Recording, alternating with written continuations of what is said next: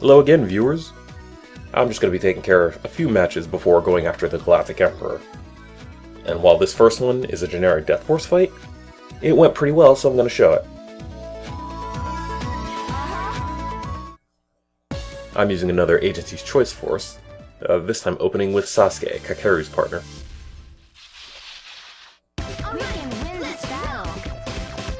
Now as a partner board, Sasuke is a modified normal ninja, and his modifications include gaining more shuriken faster, and also different melee attacks with his Sumujimaru sword.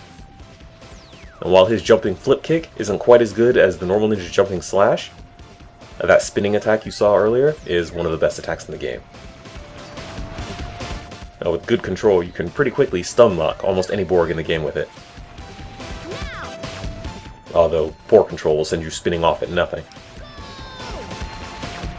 Fortunately, any Borg that gets near you will be stunned just the same, and when the enemy's a bunch of Death Borg Tau, I don't have to worry about stray shots.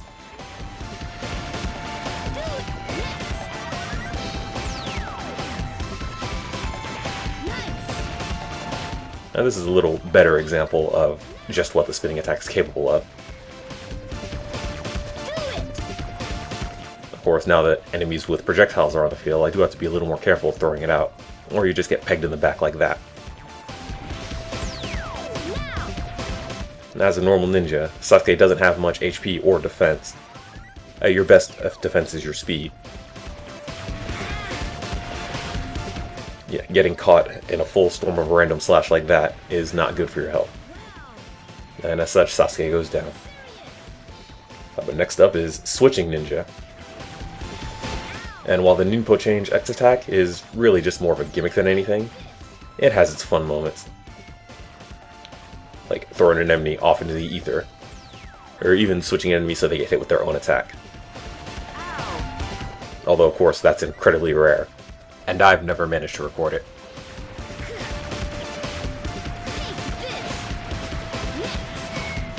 Unfortunately, even without the Ninpo change, Switching Ninja can deal good damage, and has that trademark ninja speed.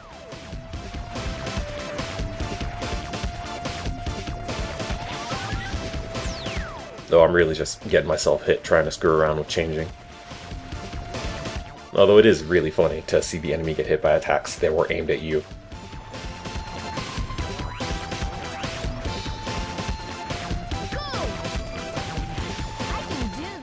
I did just want to get one more switch in, but I should really stop screwing around before I lose my Borg. Now you see the Shinobi Claw does way more damage than the Crescent Kamaitachi. I did want to hang back a bit because I was trying to get that last switch, and I didn't want to get clipped by Build Robot's melee attack, as that would do a good chunk of damage to Switching Ninja.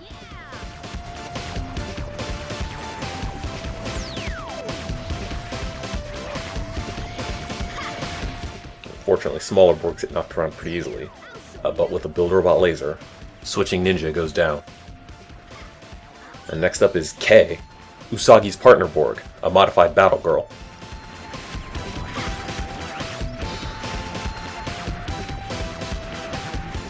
As a partner Borg, she's got a little less modifications than most of them do. She's got the same attacks and everything, it's just her ammo refills faster.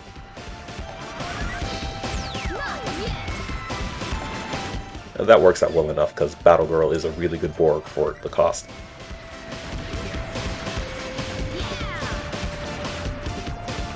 Of course, Kei is also the leader of the forces, so you think she'd have a few more tricks up her sleeve, but oh well.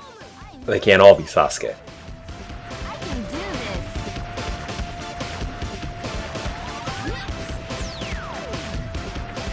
Still, with Power Burst, the endless stream of missiles that Battle Girl can use works just as well.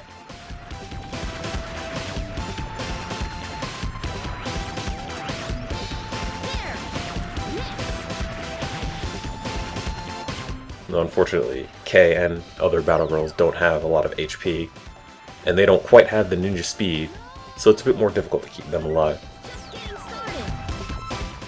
Finally, Pop Honey takes the stage. And I said before that Pop Honey is the best debilitating Borg in the game, and I still stand by that statement. You can see with just one connecting of Mr. Reverse Bolt, This build robot is now completely helpless. Sure, it can still dodge around, but with me and Tsutomu coming after it, it can't really do much of anything. Randomly attack in, just odd directions.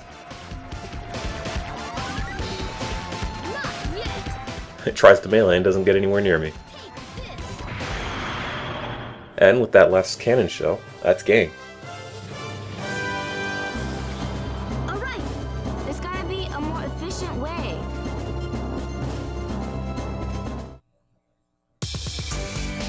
Now we'll collect our prizes and move along. Just another double ninja.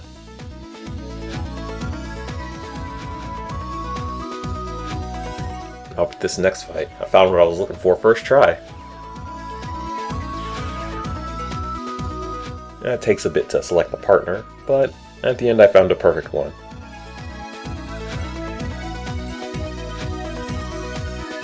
Why me? Now this battle's a little double duty.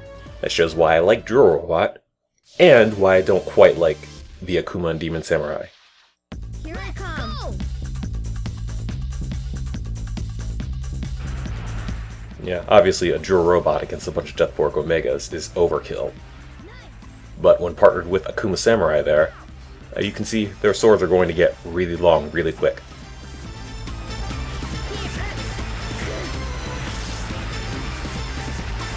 You can see a single drill missile takes one out if it connects fully.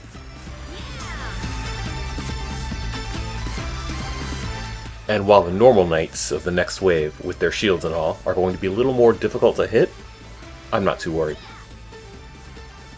No other board can take a good hit from a drill missile, at least not in this fight. And putting their shields down really doesn't help them.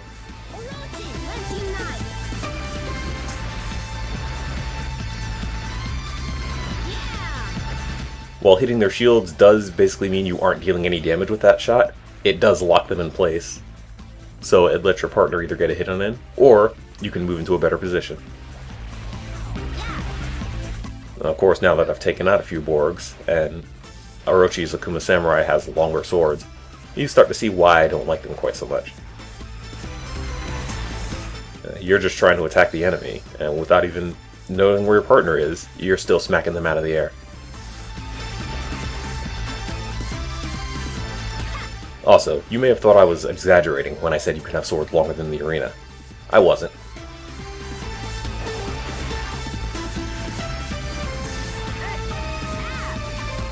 So this battle is not only do I have to worry about the enemy's attacks, I've got to worry about my positioning in regards to Orochi as well. And while that's true of really any fight, this one it's even more so. I'd like to stay behind her as long as possible, but that isn't always an option, especially with an Eagle Robot on the field. And while it's great that her Akuma Samurai can hit it even in jet mode now, it's still going to hit me, and that's kind of annoying.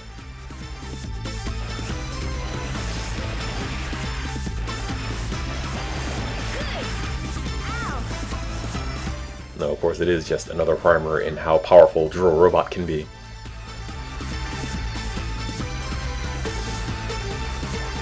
You may be wondering why I was so excited about this fight at first. If it's just a bunch of knights with the occasional robot, you'll see later. And this is really just force of habit. Before I remember, I don't have to worry about some piddly box, I'm Drill Robot.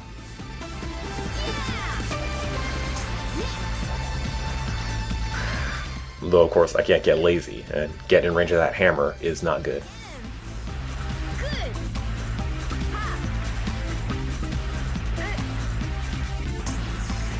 No, I accidentally hit Orochi there. But oh well, turnabout's fair play.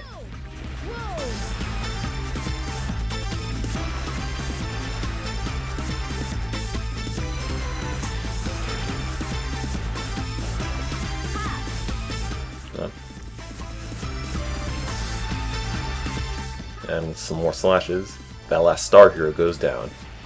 And we come to the actual fight. I'm pretty sure I only lost to a robot because of Orochi there, as I don't think the death breath hit me. But that's fine, because next up is Barrier Girl. She's essentially Battle Girl, although she replaces the missile with a charge shot, and also gains a barrier with the X attack.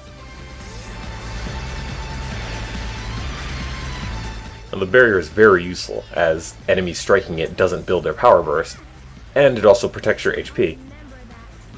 And also protected me from Akuma Samurai while it was on the field. And I may not have mentioned this before, but you don't have to wait for the shield to be destroyed before activating a new one. At any time you activate the button, it'll just refresh your shield to max. So using it as soon as you get it is a pretty good way to minimize your time without a shield.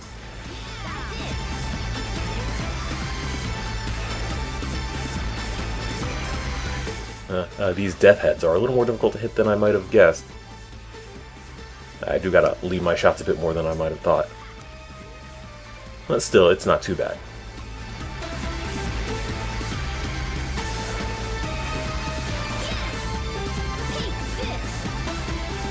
Death Formation. Cyber Death Dragon.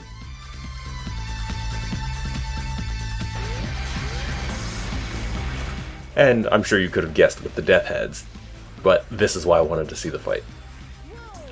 It's only the second time in the game where you fight the Cyber Death Dragon, although this one has to use Power Burst in order to fuse. And as such, it's not as bad as the boss battle. It's also alone, that makes it much easier to deal with. You see, unless it focuses its effort on me, the Barrier Girl's barrier protects me from damage. Although 3 of the remote guns are enough to take out the barrier even at full power. Luckily, their power burst ends, and we pop ours. I'm focusing on the Death Head, obviously, as it has less HP and is easier to take out. Of course, those remote guns are still dangerous. And it can crack my barrier pretty easily if it focuses on me. Unfortunately, as I said, hitting barriers doesn't build power burst, so I don't have to worry about it fusing again quite so rapidly.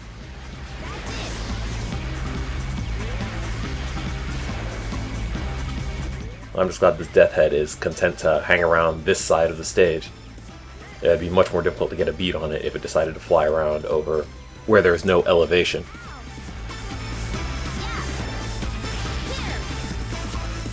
It also has its Cyber Dragon buddy to run interference for it here.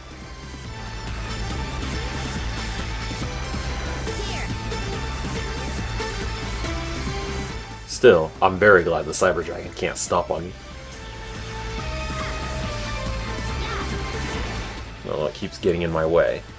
I am whittling that Death Head down.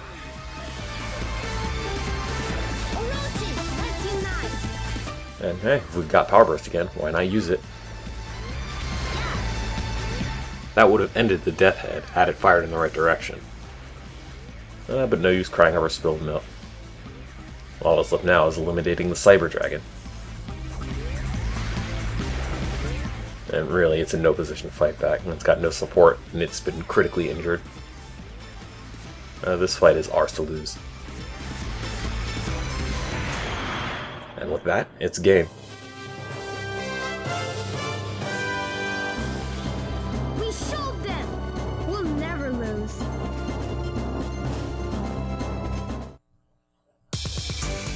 Again, we collect our prizes.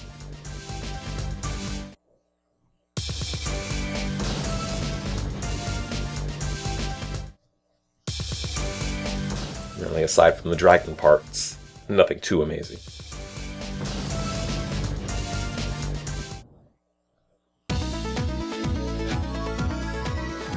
Again, just one more match to take care of this video.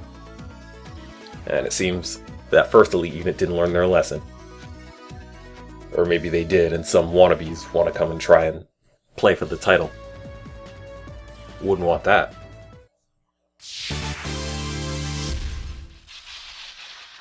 Let's do this!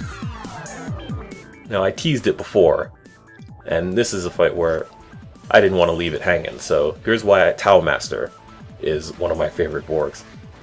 Those swords can be surprisingly effective in the right conditions.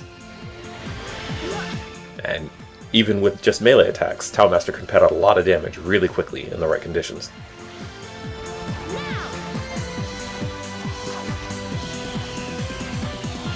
Unfortunately, in the wrong conditions, getting comboed by beam lasers can happen. And this far out, Tao Master can't do much at all.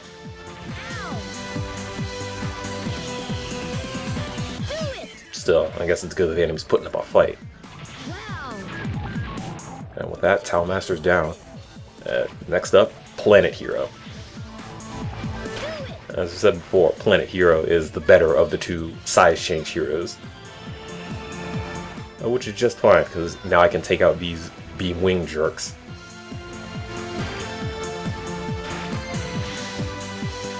And though they can still clip me with their laser blast, I'm not so helpless at long range as Tao Master was.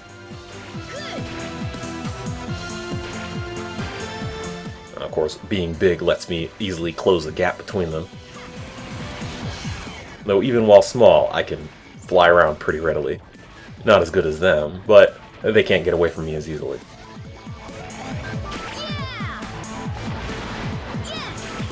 And while it was pretty dangerous to ignore that hammer robot, I didn't want to leave Beam Wing Blue around to put down more scopes. And this is an example of why Power Burst does not make you invincible. Getting caught in a Thunder Wire will still do massive damage to you. In fact, being in Power Burst made it worse because it took so long for me to get knocked away. And I need to be more careful of it in the future. Unfortunately, I didn't get hit by those hammers. And I just gotta take out its partner. Thunder Wire will be completely useless.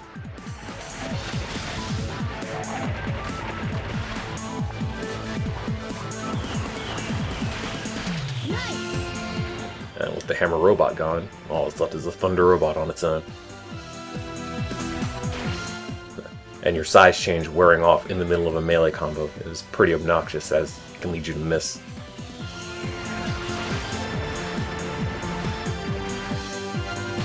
And even though it got a few lucky shots in, this Thunder Robot's no real threat.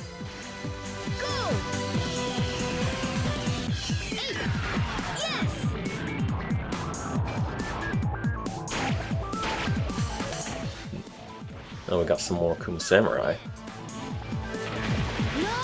And with a random slash, Planet Hero's gone. But next up is Cyber Ninja, the fastest ninja in the game.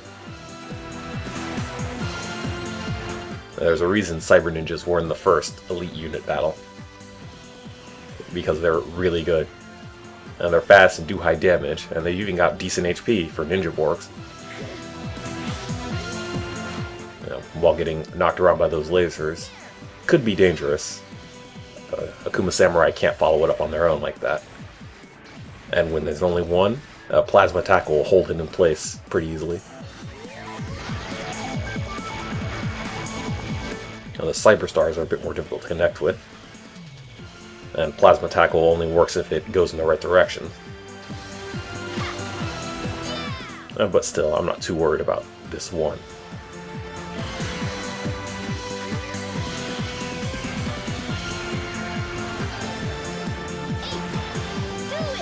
I'm trying to save my Power Burst for the next wave.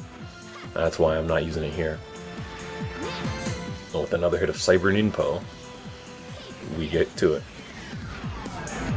Looks like a Spike Knight and a pair of Axe Knights. A perfect place to pop Power Burst.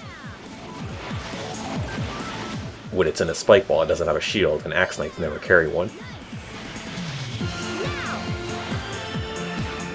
And while the next wave started early with some Beam Gunners, and that Axe Knight is still the most dangerous thing on the field. Getting caught by an axe probably cost me Cyber Ninja. Although these Beam Gunners are no joke either.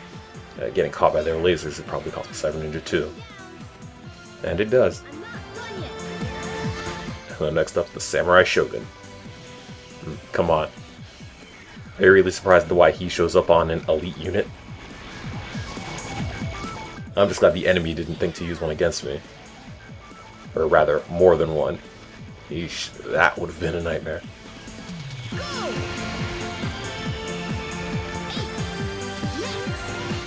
Still, these beam gunners do have the advantage at long range, as while my Shogun Flash can take them out rapidly, they can fire much faster than I can, and could knock me out of the slash like it did there.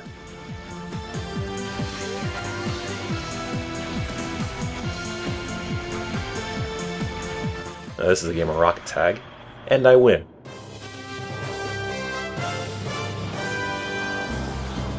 We showed them.